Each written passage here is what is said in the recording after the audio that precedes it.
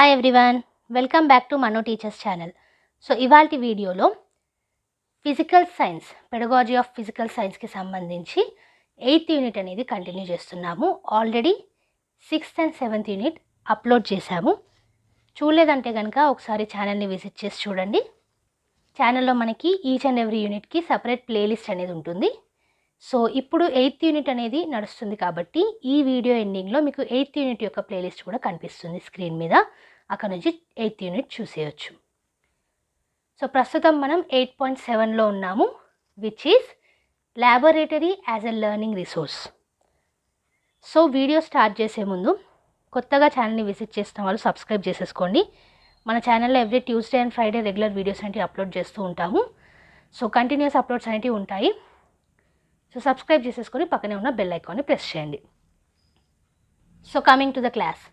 So laboratory అనేది సైన్స్కి చాలా ఇంపార్టెంట్. ఓకే, సో దాని లెర్నింగ్ రిసోర్స్గా ఎలా అనేది ఇవాంటి క్లాస్లో చూద్దాం.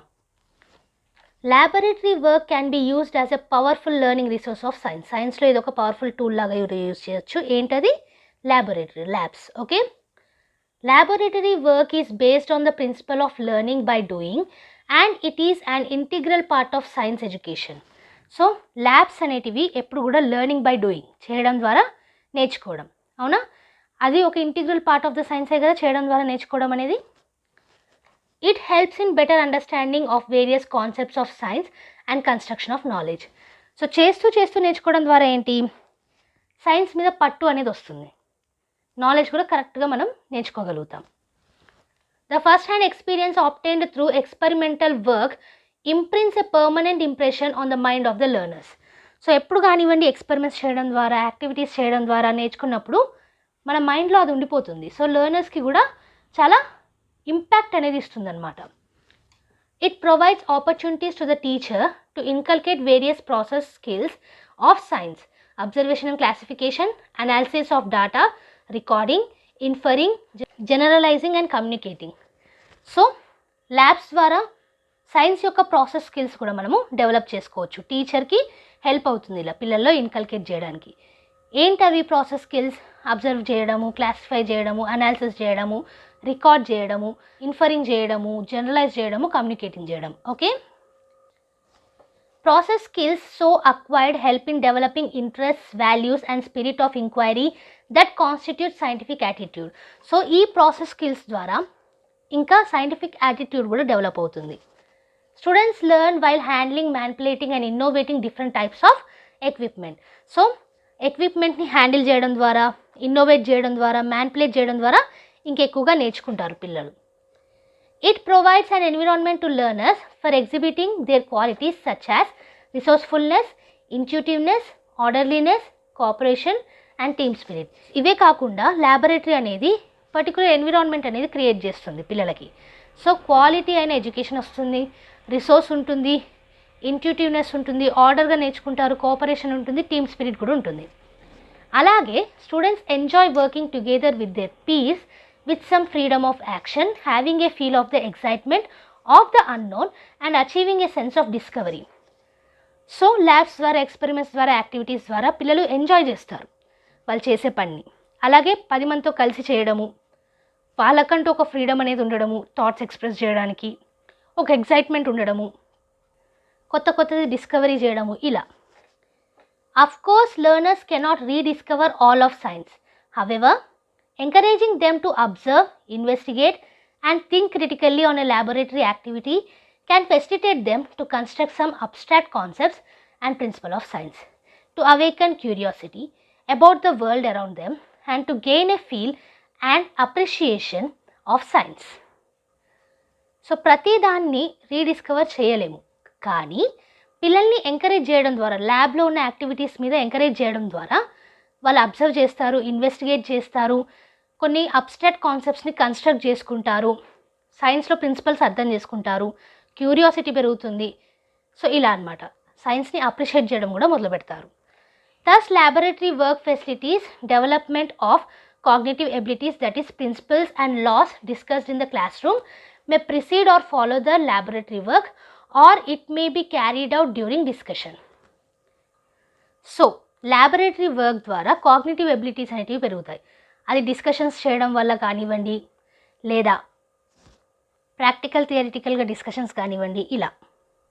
అలాగే ప్రాసెస్ స్కిల్స్ ఆఫ్ సైన్స్ కూడా పెరుగుతాయి, అలాగే సైంటిఫిక్ యాటిట్యూడ్ పెరుగుతుంది, and also understanding nature of science. Okay, nature of సైన్స్ని కూడా అర్థం చేసుకోగలుగుతారు. Use of laboratory must be focused towards achieving these objectives. So ఈ ఆబ్జెక్టివ్స్ని అచీవ్ చేసేలాగా మనం ల్యాబొరేటరీని యూజ్ చేయాలి. సో ఇక్కడ మనం ఏదైతే నేర్చుకున్నామో అదే డయాగ్రామ్ ఫామ్లో ఇవ్వడం జరిగింది. నేను మీకు ఆల్రెడీ చెప్పాను, ఎగ్జామ్ అనేది రాసేటప్పుడు ఇలాంటి డయాగ్రామ్స్ అనేటివి, ఫ్లో చార్ట్స్ అనేటివి యూజ్ చేస్తే ఇంపాక్ట్ ఉంటుంది. సో అందుకే మీకు ఇవి ఇవ్వడం జరుగుతుంది. So laboratory work facilitates development మనకి ప్రాసెస్ స్కిల్స్ డెవలప్ అవుతాయి, సైంటిఫిక్ యాటిట్యూడ్ అవుతుంది, కాగ్నిటివ్ ఎబిలిటీస్ అవుతాయి, and understanding of science. So nature of సైన్స్ని కూడా మనం అర్థం చేసుకోగలుగుతాం.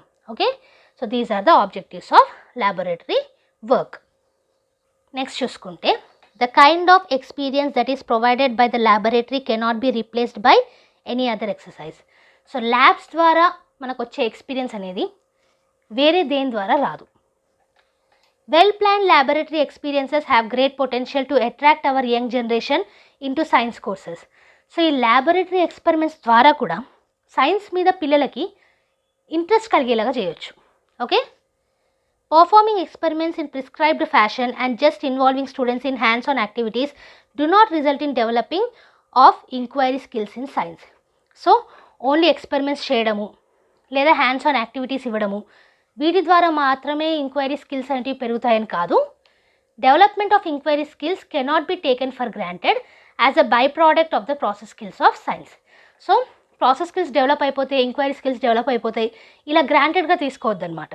Okay, opportunities to raise questions involving the learners in critical discussion, investigating their own questions and being flexible in the work should be facilitated in the laboratory. So process skills డెవలప్మెంట్తో పాటు opportunity దొరికినప్పుడు questioning చేయడము, చుట్టూ ఉన్న వాటిని observe చేయడము, communicate చేయడము, ఇలాంటి వాటిని కూడా ఎంకరేజ్ చేయాలి.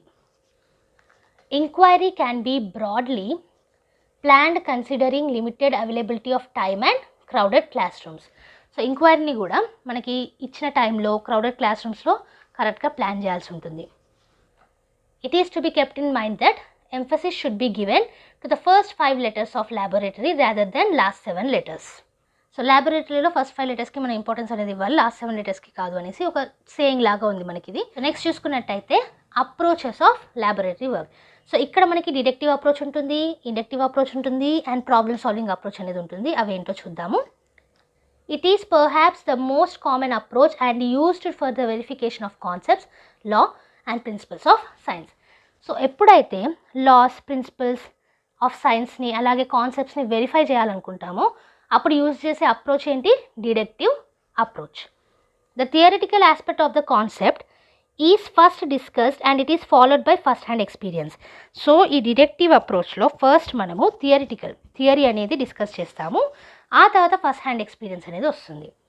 Students can get time to organise their abstract ideas and can acquire meaning of the concepts and find relevance of the laboratory work with their previous understanding. So theory అనేది first వస్తుంది కాబట్టి ముందుగా వాళ్ళకి ఏదైతే understanding ఉందో దాంతో కొంత organise చేయడము, మీనింగ్ని అర్థం చేసుకోవడము, ల్యాబొరేటరీ వర్క్ తోటి రెలివెన్స్ అవ్వడము జరుగుతుంది.